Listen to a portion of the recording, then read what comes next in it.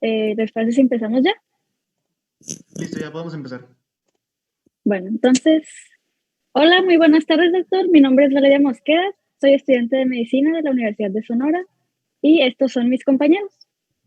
Hola, yo soy Trimi, buenas tardes. Hola, buenas tardes, yo soy Saraí.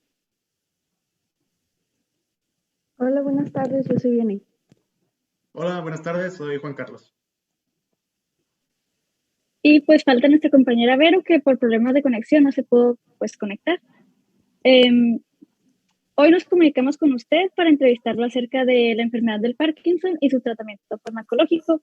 De antemano le agradecemos por su tiempo y antes de empezar con la entrevista, ¿podría decirnos su nombre y cuál es su especialidad?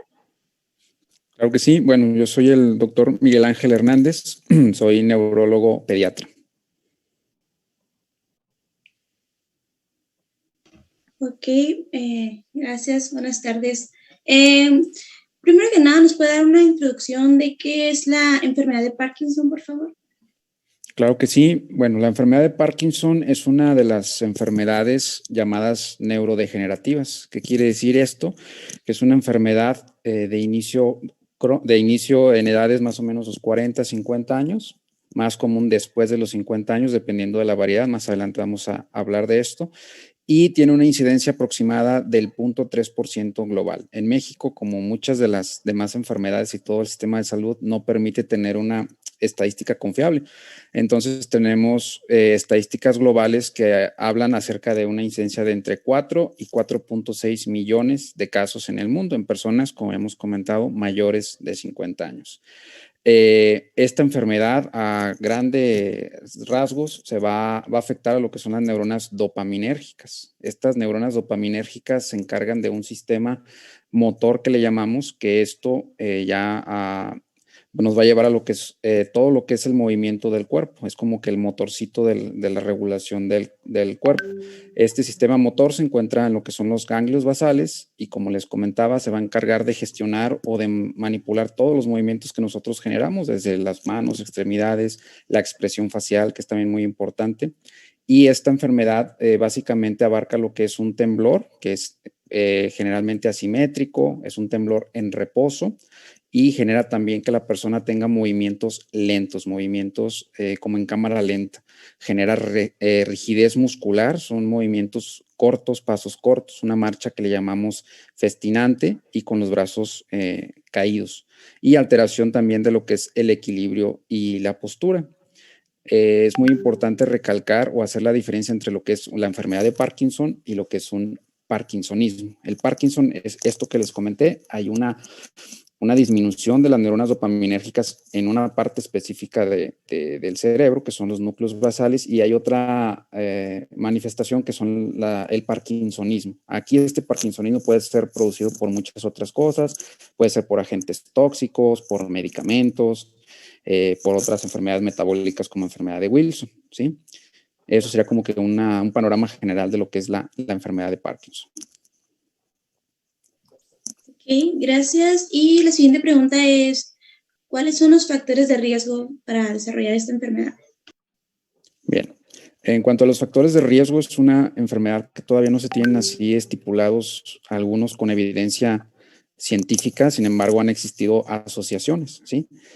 Todavía continúan corriéndose muchos estudios donde tratan pues de buscar una causa en específico. Es una enfermedad que tiene varias asociaciones, entre ellas la más común o la más frecuente es la asociación a lo que es una herencia, ¿sí? Que quiere decir que familiares de primer grado con enfermedad de Parkinson tiene el riesgo de heredar hasta en un 15%. Dentro de todo el espectro de lo que es la enfermedad de Parkinson, 15% tienen asociación a lo que es la herencia, que esta puede ser autosómica dominante o recesiva. Y generalmente va a estar relacionada, para no entrar tanto en rollos de genes y eso, en lo que es la alfa-sinucleína, ¿sí?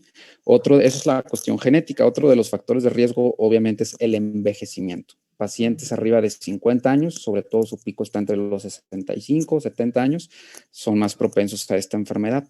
Otras de las asociaciones que les digo que siguen en estudio, pero que ya se ha visto que pues están más frecuentes en estos pacientes, es la exposición a tóxicos, ¿sí?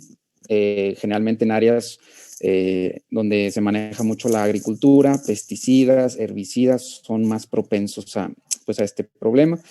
Otro de los factores de riesgo podría ser un paciente que tiene el antecedente de un traumatismo craneoencefálico, un golpe en la cabeza, y ya las generales, ¿no? La cuestión de la obesidad, que para todo, o sea, para muchas otras enfermedades es un factor de riesgo, la diabetes mellitus, el síndrome metabólico también.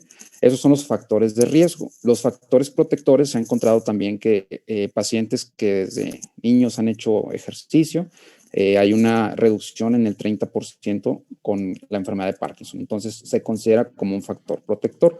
Otro factor protector también es la cafeína. Recordemos que en esta enfermedad pues hay radicales libres, hay una degeneración propiamente de una parte de la célula neuronal. Entonces, la cafeína actúa pues mejorando esta supervivencia de la célula. También la nicotina, que no es algo bueno, pues en la mayoría de enfermedades tienen muchas otras cuestiones implicadas, sin embargo aquí se considera como un factor protector. ¿Y cuáles serían las manifestaciones de esta enfermedad? Es muy variable. Las manifestaciones de la enfermedad de Parkinson van, como habíamos comentado en la introducción, sobre todo van a afectar a lo que es el movimiento. ¿Sí? Este movimiento puede ser que lo disminuya, que sean movimientos disminuidos, que camine como en cámara lenta, o que sean movimientos involuntarios hiperkinéticos, le llamamos. Obviamente todos totalmente descoordinados. Esta variabilidad de la sintomatología pues va a depender qué parte de los núcleos están afectados, qué parte de la célula, qué célula está involucrada y el neurotransmisor. Generalmente en la enfermedad de Parkinson va a ser lo que es la dopamina, la que va a estar disminuida, y eso va a generar toda esta cadenita o cascada de manifestaciones. Generalmente tenemos que hacer la diferenciación entre una enfermedad de Parkinson y otra enfermedad que también ocasione temblor. Generalmente en el Parkinson no vamos a encontrar debilidad, va a ser un paciente fuerte, simplemente que sus movimientos van a estar lentos, va a tener rigidez, sobre todo la parte proximal de las extremidades, de las manos y de las piernas, y también puede existir lo que son el temblor. El temblor es muy característico, es un temblor en reposo, ¿sí? Le llamamos que es de 3 a 5 Hz, y puede haber inestabilidad postural, que quiere decir que son propensos a presentar caídas.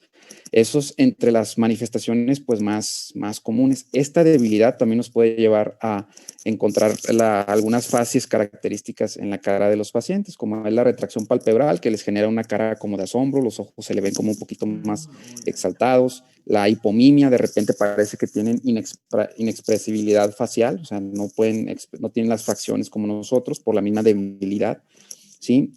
Pueden tener un poquito de problemas también neuropsiquiátricos, que quiere decir que esta degeneración, aparte de todos los síntomas motores que son los principales, podemos encontrar pacientes con depresión, con ansiedad, con trastorno del sueño, o sea, es todo un espectro de manifestaciones que nos podemos prolongar hablando de cada una, pero yo creo que esto es como que el panorama en general. También pueden tener estreñimiento, incontinencia urinaria, demencia hasta en un 40%, pero digo, ya sería como que las menos comunes. Lo principal es esta cuestión del movimiento que les estoy planteando.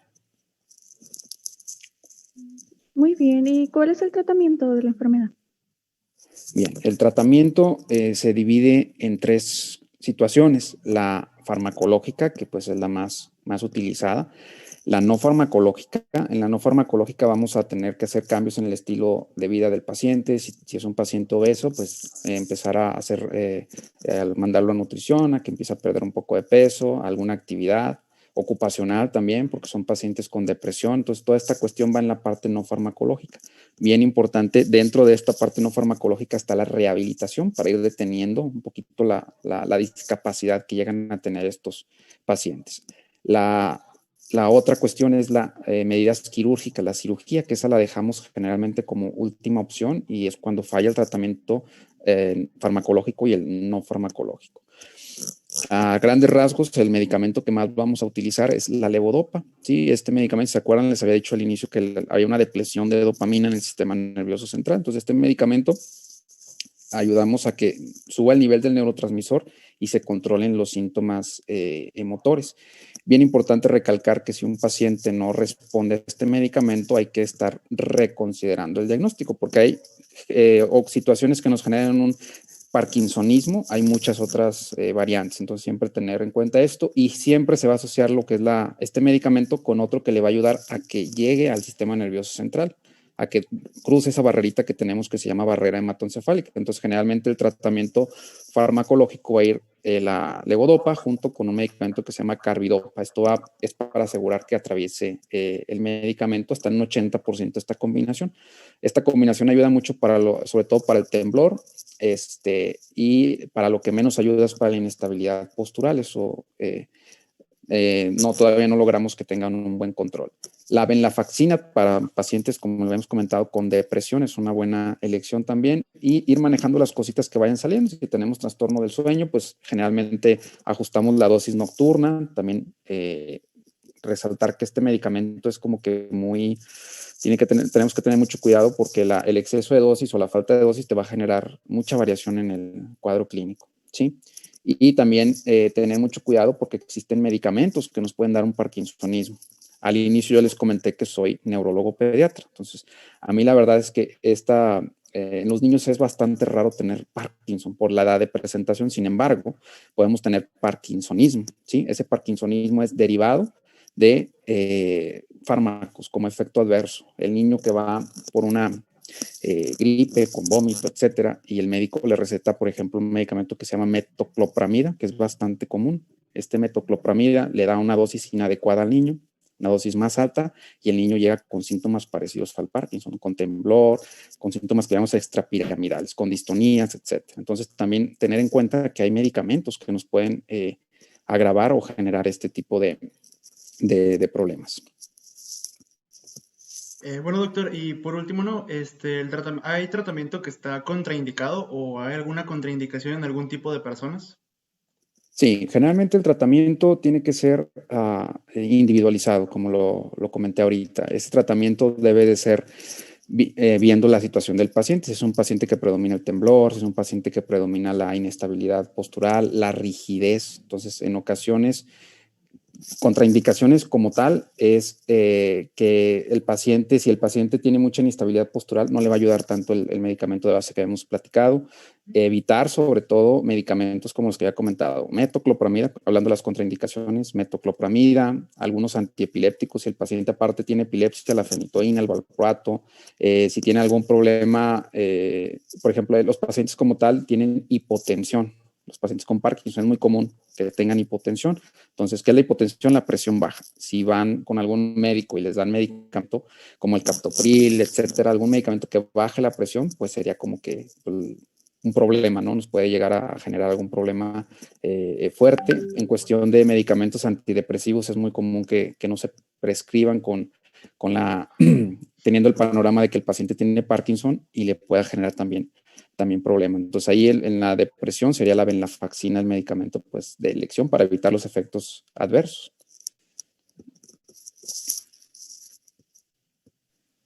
Bueno, doctor, esto sería todo por esta sesión. Muchísimas gracias por ayudarnos y explicarnos pues todo sobre este tema.